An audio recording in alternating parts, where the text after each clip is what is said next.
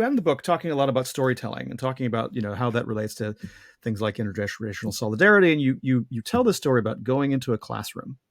right? And I wasn't sure where it was going to go, but you instead of like sugarcoating things or having it be in very simple terms, you were quite explicit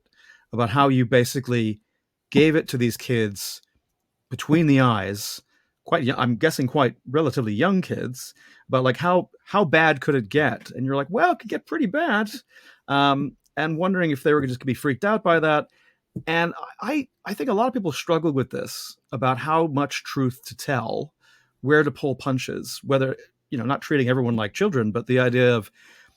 if you acknowledge that 1.5 degrees C is not achievable, and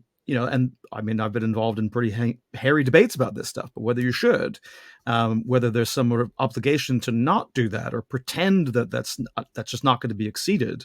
So how does that story translate? This anecdote you tell about to the kids, because surely if the kids can take it, how much,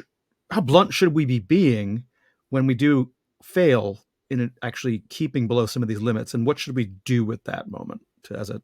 teachable moment?